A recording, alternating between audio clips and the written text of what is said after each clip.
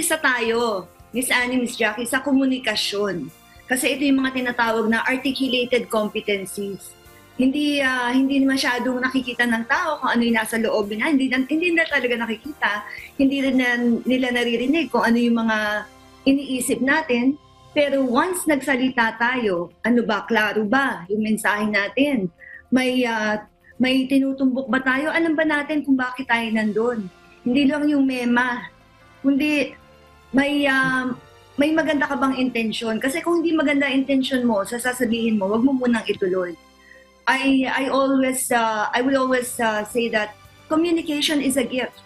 It's a gift that you give to another person. Regalo mo yun sa isang tao, regalo mo rin para sa sarili mo. Kung sa palagay mo, ang sasabihin mo, hindi makabubuti sa'yo, sa pakiramdam mo, hinay-hinay ka muna. At parte ng komunikasyon, yung pakikinig. Kaya nga, dalawa yung ating tenga, isa ang bibig. So that we can listen more than we talk. And that means, makikinig ka, hindi para may masabi. Makikinig ka para maintindihan mo ang sinasabi ng isang tao. At naaayon ito sa lahat ng sitwasyon. Estudyante ka man, profesional, nasa bahay ka lang.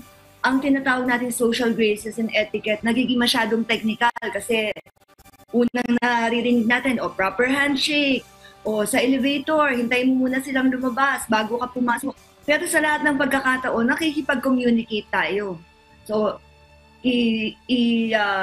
ilagay na natin yung non-verbal aspect ng communication.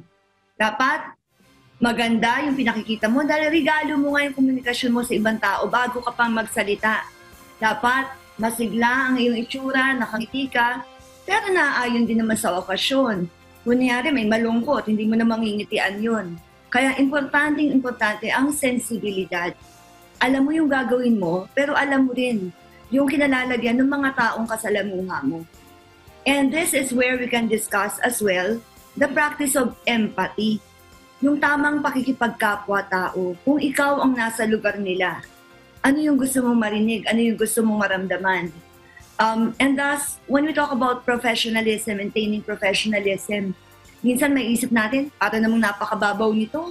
Kailangan ba hintayin ko silang lumabas ng elevator? Kailangan ba hintayin ko silang matapos sa pagkain bago ko pumasok or bago ko magbayad ng bill or magpaalam?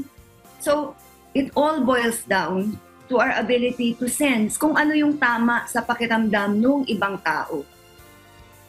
I would say this is something that's crucial now in the business environments. Pero hindi tayo kailangan maghintay na nagtatrabaho tayo bago natin pag-aralan to. Because in all our dealings with anyone, pwede nating i-apply.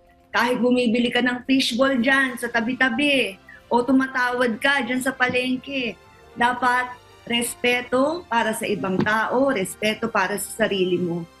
Sino ka ba sa palagay mo? At sino ka ba sa palagay nila? Iaayon mo rin yun. Ayan. Kaya nga may mga tayo minsan parang, bakit siya masyadong maingay? Samantalang may kaibigan tayo na masyadong maingay, love na love natin. Kasi may mga antas sa lipunan na kinalalagyan tayo na may mga expectations ang tao. So, igagamay natin yan at titimplahin natin. Iaayon kung ano yung dapat.